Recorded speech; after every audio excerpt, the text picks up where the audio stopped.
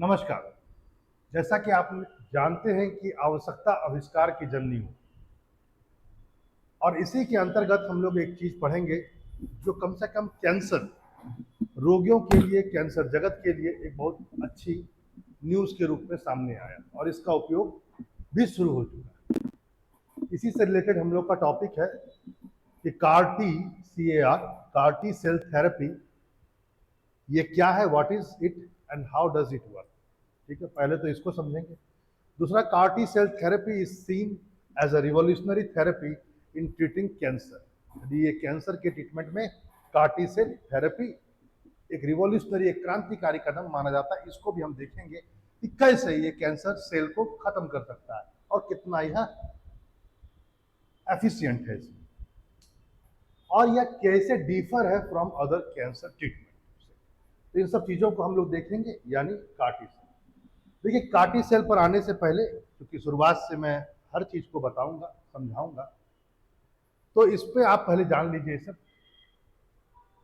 Carti cell T जो है, इसका फुल नाम जो है उसको है chimeric antigen receptor, chimeric antigen receptor T cell therapy, इसको पूरा नाम इसका ही है। और यह माना जाता है एक मार्वल, यानी एक चमत्कारी जेनेटिक इंजीनियरिंग ट्रांसफॉर्मेशन हुआ है। और टी सेल, जो कि एक इम्यून सिस्टम का ही एक भाग है, आपके प्रतिरक्षा तंत्र का ही एक टी सेल भाग होता है। क्या होता है टी सेल, हम सब बताएंगे अभी। वह क्या कर रहा है, उसके द्वारा हम लोग कैंसर को खत्म करने के लिए प्रयास कर रहे हैं। एक मिसाइल प्रोग्राम के रूप में यह सामने आया है, ऐसा कुछ लोग कह रहे हैं। यानी यह जो सीआरटी है, एक यह कहा जाए एक चमत्कार है जेनेटिक इंजीनियरिंग के क्षेत्र में, जो कैंसर को खत्म करने के लिए एक मिसाइल प्रोग्राम के रूप में आपको सामने आया। यहां पर एक बात यह भी जान लीजिए आप कि जो कार टी सेल थेरेपी है, इसमें जो टी सेल का यूज होता है, ध्यान से समझिए, जो हमारे प्रतिरक्षा तंत्र यानी इम्यूनिटी सिस्टम का ही एक पार्ट है। आपको पता होगा कि इम्यून सिस्टम, WBC का आपने नाम सुना होगा, व्हाइट ब्लड सेल, वही रिस्पॉन्सिबल है आपके प्रतिरक्षा तंत्र के लिए। जब भी कोई बीमार होता है तो WBC एक्टिवेट हो जाता है और आपकी बीमारी को कहीं ना कहीं कम करता है। WBC में ही पाया जाता है ये टी सेल। बताएंगे क्या है क्या नहीं है। और ये जो थेरेपी है, ये क्या करता है, यह जो पेशेंट होता है, जैसे कोई भी कैंसर पेशेंट है, उसी के टी सेल का इसमें यूज किया जाता है। और उसको टी सेल को यूज करके एक सिंगल जीन का रूप दे करके एट लास्ट क्या किया जाता है, उसको कोड किया जाता है ऑफ सेवरल डिफरेंट प्रोटीन्स। उसको फिर कोडेड कर दिया जाता है। उस पहले टी सेल को बाहर निकाला जाता है, उसमें कुछ काम किया जाता है, फिर उस टी सेल को कोडेड कर दिया जाता है डिफरेंट टाइप ऑफ प्रोटीन्स के द्वारा, और फिर उसका यूज किया जाता है, उसको इंजेक्ट कर दिया जाता है पेशेंट। निकालो, फिर उसमें कुछ परिवर्तन करके फिर दोबारा पेशेंट में डाल दो। बातें समझेंगे, पूरा अच्छा समझेंगे, बने रहिए, बहुत अच्छा चैप्टर है। चेरेमिक जो है, ये जो वर्ड है बेसिकली वो ग्रीक वर्ड है, जो ग्रीक मैथोलॉजी से आया हुआ है।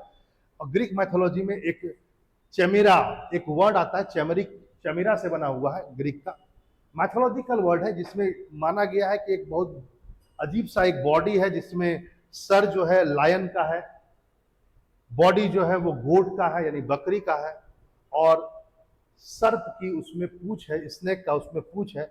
ऐसा एक है ना ऑर्गेनिज्म, ऐसा एक जीव की परिकल्पना की गई।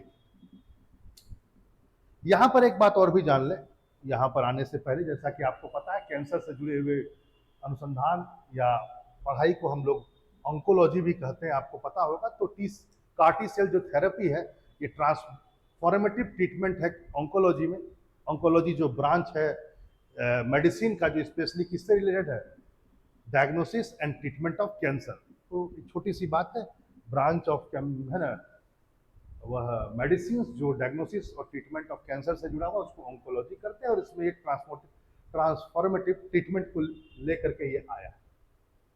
यहां पर इस बात को भी आप जान लें, जैसा कि मैंने आपसे कहा कि जब भी हमारे शरीर में कोई भी बीमारी होती है, तो हमारा प्रतिरक्षा तंत्र यानी कि इम्यून सिस्टम वह डिफेंड करना शुरू करता है, वह डिफेंस करना शुरू करता है, उससे लड़ने का शुरुआत कर देता है। कोई भी चीज, खांसी हो जाए, सर्दी हो जाए, बुखार हो जाए, कोई भी चीज हो जाए, तो आपके अंदर का जो इम्यून सिस्टम है वह उसको रोकता है।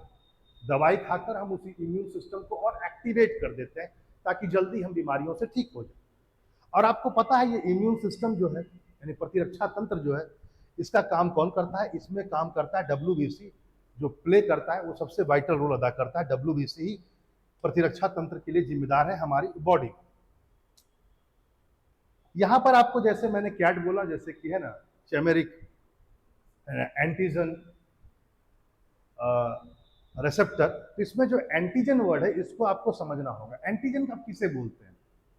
एंटीजन बेसिकली एक फॉरेन सबस्टांस है, विदेशी, कोई जो आपके शरीर में नहीं हो, बाहर से आ गया हो और आपको दिक्कत पैदा कर रहा हो, जैसे बैक्टीरिया हुआ, वायरस हुआ, फंगी हुआ, कोई और चीज, कोई विष हुआ, जो आपके शरीर में आ जाता है, उसको आप एंटीजन कहते हैं।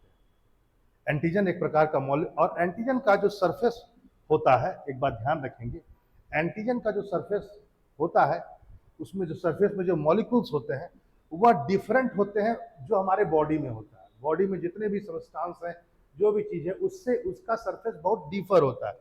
और जैसे ही कोई डिफर चीज, मान लो वायरस घुसा है ना, या बैक्टीरिया या फंगस घुसा, उसका सरफेस, मॉलिकुलर सरफेस जो है उसका जो डिफर है, तो जैसे ही करता है वैसे ही क्या होता है, हमारा बॉडी जो होता है, जो हमारा खासकर इम्यून सिस्टम होता है, उसको रिकॉग्नाइज कर लेता है, फिर उस पर अटैक किया जाता है उस एंटीजन पर। और जब बॉडी रिकॉग्नाइज करता है, जब अटैक करता है, इसके लिए बॉडी क्या बनाता है? एंटीबॉडी बनाता है ताकि प्रोटेक्शन हो सके। यानी एंटीजन आता है, वह बॉडी के इम्यून सिस्टम को एक्टिवेट। जो डब्ल्यूबीसी है, ये बेसिकली जिसको आप लिकोसाइट भी कहते हैं, वह अस्थि मज्जा में बनता है और रक्त और लसिका प्रणाली में घूमता रहता है। यानी किसमें घूमता है? बनता है बोन मैरो में और सर्कुलेट होता है ब्लड और लिम्फोटिक सिस्टम में, ये बाकायदा घूमते रहता है। लेकिन आपको यह बात भी समझना होगा कि जो डब्ल्यूबीसी है वह उसमें कई प्रकार की चीजें हैं, ठीक है। जैसे उसमें न्यूट्रोफिल भी है डब्ल्यूबीसी में, यह भी एक प्रतिरक्षा तंत्र है। मतलब डब्ल्यूबीसी में भी कई प्रकार के प्रतिरक्षा तंत्र, इम्यून सिस्टम होते हैं, कई प्रकार के डब्ल्यूबीसी के अंदर भी। ओवरऑल डब्ल्यूबीसी है, एक है न्यूट्रोफिल, दूसरा है मोनोसाइट, तीसरा है ओसिनोफिल, चौथा है लिम्फोसाइट और पांचवा है बेसोफिल्स, ठीक है। न्यूट्रोफिल जो है बेसिकली ये किल करता है बैक्टीरिया को, फंगी को, इस ढंग की चीजों को, यानी कि फंगस को। मोनोसाइट्स जो है ये बेसिकली क्लीन करता है डैमेज सेल्स को, जो आपके शरीर में सेल डैमेज हो गया उसको ये क्या करता है? किल करता है। ओसिनोफिल जो है ये किल करता है पैरासाइट को, कैंसर सेल को भी करता है कुछ हद तक, और एलर्जी के लिए यदि कुछ रिस्पॉन्सिबल है आपके शरीर में आ गया तो उसके लिए भी यह लड़ने का काम करता है। आइए अब लिम्फोसाइट पर आते हैं। Lymphocyte help fight virus and make antibodies, ये सबसे बड़ी बात। ये वायरस में फाइट करने के लायक चीज है और यह बाकायदा एंटीबॉडीज को बनाने के लिए ये रिस्पॉन्सिबल है, ठीक है। इसको समझिए। और ये टारगेटेड स्पेसिफिकली, ये टारगेटेड स्पेसिफिक टारगेट होता है इसका, जिसको खत्म करना है उसी के प्रति यह काम करता है। जो भी इन्वेडर आ गए हैं उसको तुरंत, ये स्पेसिफिक कोई इन्वेडर है, कोई आक्रमणकारी है जो अंदर घुस गया है शरीर के अंदर, उसको ये तुरंत खत्म करता है एंटीबॉडीज को बना करके। और यदि कोई पास्ट में इन्फेक्शन हो गया है तो उसके लिए भी लिम्फोसाइट बहुत कारगर होता है डब्ल्यूबीसी।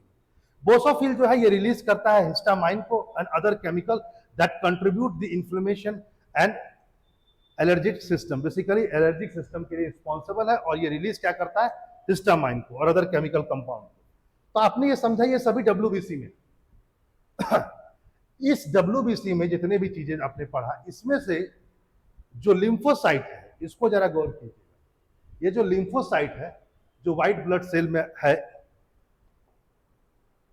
ये भी दो प्रकार के क्लास में डिवाइड किया गया है, ठीक है। एक है बी सेल और एक है टी सेल, यानी लिम्फोसाइट में ही बी सेल है और टी सेल है। बी सेल जो होता है उसका ओरिजिन होता है और मैच्योर परिपक्व ये बनता भी है और परिपक्व भी होता है बोन मैरो में, अस्थि मज्जा में। और ये क्या करता है, प्रोड्यूस करता है एंटीबॉडीज टारगेटिंग स्पेसिफिक पैथोजेंस जैसे एंटीजन। ठीक है, वही जो टी सेल होता है ये ओरिजिनेट होता है बोन मैरो में, लेकिन यह मैच्योर किसमें होता है, परिपक्व होता है थाइमस में। इसको समझिए। और यह केवल और केवल एंटीबॉडीज नहीं प्रयोग करता है और केवल टारगेट नहीं करता है पैथोजेंस को, इसे आर्टिजन को, ये डिस्ट्रॉय भी कर सकता है पूरे इंफेक्टेड सेल को भी। और इसी टी सेल जो लिम्फोसाइट में, व्हाइट ब्लड सेल का जो लिम्फोसाइट है उसका जो टी सेल है उसी से जुड़ा हुआ है ये पूरी थेरेपी। ठीक है, जैसा कि आपने अब समझा। ठीक है, आइए, यानी जो कार्टी सेल थेरेपी है उसमें इसी टी सेल का यूज होता है। ठीक है, और इस बात को आप जानिए, इस बात को कि इसका एक जो टी सेल होता है लिम्फोसाइट का, वो एक बहुत ही वाइटल रोल है इसका इम्यून सिस्टम में, खासकर रिस्पॉन्स ऑफ पैथोजिन एंड मिलिजेंसिस।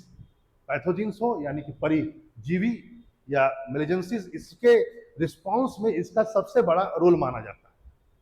इसको बाद भी आप समझेंगे और समझेंगे। आगे देखिए, ये क्या करता है इस थेरेपी में, टी सेल में थेरेपी में क्या होता है, इस बात को पहले आप समझिए। पहले क्या किया जाता है, इस टी सेल को पहले बाहर निकाल करके उसको जेनेटिकली इंजीनियर्ड किया जाता है। उसमें कुछ जेनेटिकली हम लोग कुछ परिवर्तित करते हैं, कुछ जैसा कि मैंने आपसे पहले कहा, उसको बाहर निकालते हैं, उसको सिंगल जीन में कन्वर्ट किया जाता है, फिर उसको सेवरल टाइप ऑफ प्रोटीन से क्या करते हैं हम लोग, एलोबरेट कर देते हैं, जिसको तो पहले ये काम किया जाता है। जब ये इंजीनियरिंग करते हैं तो हम लोग इसको क्या कहते हैं, चेमरिक एंटीजन रिसेप्टर का फॉर्म देते हैं। ये फिर शरीर के अंदर इसको जो भी उसी आदमी के शरीर से इसको निकाला जाता है जो बाकायदा कैंसर पीड़ित है, उसी की टी सेल को निकाला जाता है और फिर उसमें मॉडिफाइड करके जो कार है इसको फिर डाल दिया जाता है। अब ये क्या करता है, जैसे ही वो डाला जाता है वो इस ढंग का डिजाइन रहता है कि वह तुरंत रिकॉग्नाइज कर जाता है और बाइंड कर जाता है टू दी एंटीजन। वो तुरंत बीमारी पैदा करने वाले जो चीज होते हैं, वायरस होता है कुछ भी हो, उसको तुरंत पहचान लेता है और तुरंत उसके साथ संबंध को बना लेता है। और फिर क्या करता है, संबंध antigen of the cancer surface, cancer surface के भी एंटीजन के साथ में वो बॉन्ड बना लेता है। और एक बार जब वो बॉन्ड बना लेगा तो एट लास्ट वो क्या करता है, कैंसर सेल को खत्म कर सकता है। अब आप समझ सकते हैं। इसमें आपको एक बात और भी ध्यान देना होगा, वो यह है कि जो भी हम लोग टी सेल को निकालते हैं शरीर से, जो प्रोसेस होता है निकालने का, इस प्रोसेस को कहा जाता है एफरेसिस। एफरेसिस कहा जाता है इस पूरे प्रोसेस को। और भैया ये घर में नहीं हो सकता है, इसको भी समझ लीजिए। ये प्रक्रिया लैब नहीं हो सकती है। पहले आपके ब्लड को निकाला जाएगा और टी सेल से जो आप रिसेप्टर बनाएंगे, ये सब चीज कहां बनेगा, ये लैब में बनेगा। पहले टी सेल को निकाला जाएगा लैब में ही, फिर उसमें रिसेप्टर बनाया जाएगा और फिर दोबारा आपको क्या किया जाएगा, आपके शरीर में इंजेक्ट किया जाएगा। ठीक है, इसको बात को आप समझिए। आगे आइए, यहां पर एक बात ध्यान रखेंगे, जैसे ही कार्टी जो सेल थेरेपी है, यानी कि जो रिसेप्टर जो बन गया नया, उसको जैसे यही किल करेगा कैंसर को, लेकिन ऐसा नहीं है कि तुरंत करने लगेगा। पहले उसको इंजेक्ट करेंगे और फ्यू वीक के बाद, कुछ दिनों के बाद, कुछ सप्ताहों के बाद ये अपनी संख्या को बहुत बढ़ा लेगा। और जब संख्या को बढ़ा देगा तो बहुत तेजी से वो क्या करेगा, पेशेंट के ब्लड स्ट्रीम में मिल करके कैंसर सेल को डैमेज कर देगा, खत्म कर देगा। बहुत बड़ी बात है। यहां पर आप बोलेंगे कि सर लिम्फोसाइट में बी सेल था, उसका क्यों नहीं यूज किया गया, केवल टी सेल का आपने बोला उसका यूज होगा। तो यहां पर एक बात को आप जानिए, वो यह है कि यह पाया गया कि टी जो बी सेल है वह इतना कारगर नहीं है टी सेल। ठीक है, बी सेल और natural killer of the cell also played role in the immune system. इसको बोला जाता है natural killer of the cell. ये भी प्ले करता है इंपॉर्टेंट रोल हमारे प्रतिरक्षा तंत्र में, इम्यून सिस्टम में। ठीक है, लेकिन जो इसकी मेमोरी पावर है, जो इसकी एडेबिलिटी है, जो इसकी मेमोरी पावर है, एडेबिलिटी है, स्वीकार्यता है, वो टी सेल के कंपेयर में कम है, लेस इफेक्टिव है। और इसी कारण से ये जो है, हो सकता है जो कैंसर सेल है उसको एडॉप्ट न कर पाए, इसलिए इसका यूज नहीं किया जाता है। तो याद रखेंगे, इस मेमोरी भाई पुराना बहुत दिनों से पड़ा हुआ है, तो इसकी मेमोरी कैंसर कोई नहीं, आप पता होगा कैंसर तो बहुत दिनों के बाद ही पता चल पाता है। तो टी सेल जो है उसकी मेमोरी पावर बहुत ज्यादा है, वो पुराने तक भी पहुंच जाएगा भैया, और इसका एडिबिलिटी भी जो होता है बी सेल से बहुत ज्यादा है, इसलिए टी सेल का यूज किया जाता है। चलिए आगे बढ़ते हैं, आगे देखते हैं। याद रखेंगे टी सेल को जो थेरेपी है इसको लिविंग ड्रग भी कहा जाता है, क्योंकि ये आपके शरीर से ही निकाल करके जेनेटिकली इसको इंजीनियरिंग करके टारगेटेड और डिस्ट्रॉय किया जाता है कैंसर सेल को। इसलिए याद रखेंगे ये माना जाता है कि ये ट्रेडिशनल जो हम लोग अभी तक यूज कर रहे थे उससे बहुत अलग है, और जो ड्रग्स का बहुत ज्यादा यूज किया जाता था उससे इसका जो रूपरेखा है वो अलग है, इस बात को मानना पड़ेगा। और बहुत सारे चीज ऐसे हैं इसके बेनिफिट जो ट्रेडिशनल ड्रग जो कैंसर का था उससे इसको अलग करता है और अच्छा भी करता है। जैसे लक्षित परिशुद्धता, टारगेटेड जो इसमें परसिस्टेंस है बेसिकली, उसको जरा देखा जाए। इसमें सबसे बड़ी बात है कि यह इस डिजाइन ऐसे किया जाता है to target the specific antigen present in the cancer. कोई दवाई आपने खाया और चारों तरफ फैल गया तो शायद उसका यूज जितना एक पर्टिकुलर बीमारी के लिए होना चाहिए उतना नहीं हो पाएगा। तो ये बहुत ही टारगेटेड होता है और वो स्पेशली उसी एंटीजन पर अटैक करेगा जो कैंसर के लिए रिस्पॉन्सिबल है। दूसरा देखिए, पर्सनलाइज्ड ट्रीटमेंट, व्यक्तिगत उपचार। हर व्यक्ति के लिए अलग अलग उपचार है। पहले उसी व्यक्ति का टी सेल को लेना पड़ेगा, फिर उसको मॉडिफाइड करना पड़ेगा कार के रूप में, कार टी के रूप में, फिर उसको इंजेक्ट करना पड़ेगा। तो भैया ये हर आदमी के लिए अलग है, आप किसी एक का दूसरे में नहीं डाल सकते हैं, इसलिए बहुत पर्सनलाइज्ड ट्रीटमेंट कहा जाता है। तीसरा पॉइंट, माना जाता है इस ट्रीटमेंट जो है बहुत लॉन्ग लास्टिंग इफेक्ट है इसमें, बहुत दिनों के लिए एक बार इलाज करके आप बहुत दिनों तक के लिए रुक सकते हैं, अच्छा महसूस कर सकते हैं। और इसी से निकला दूसरा पॉइंट है reducing hospitalisation and supportive care. होता क्या है, जो कैंसर मरीज होते हैं उनका जो ट्रीटमेंट होता है, कभी रेडियोथेरेपी किया जाता है, कभी कीमोथेरेपी किया जाता है, बार बार आपको अस्पताल बुलाया जाता है। कम से कम आपको इसका लेसर नीड होगा और lesser need of supportive care होता है, ये उसको रिड्यूस कर देता है। इससे कारण से reduce the frequency and the duration of the hospital stay along with treatment, है ना। और अल्टीमेट क्या होता है, आप कॉस्ट सेविंग हो जाता है, यानी कि इससे एक बहुत बड़ा ये है कि इस बचत भी आपका बहुत ज्यादा होगा। एडवांस ट्रीटमेंट सिस्टम भी आप मान सकते हैं इसको, अगला बेनिफिट इसका ये, कम से कम कैंसर जगत में जो अभी तक परंपरागत औषधियों का प्रयोग होता था, परंपरागत ड्रग्स का, जो उतने इफेक्टिव भी नहीं है और लॉन्ग लास्टिंग भी नहीं थे, उस हिसाब से कहा जाए तो रिसर्चर के हिसाब से अब कहा जाए तो एक अल्टरनेटिव रूट जरूर मिल गया है, एक अल्टरनेटिव सोर्स मिला कि आप इससे ट्रीटमेंट कर सकते हैं।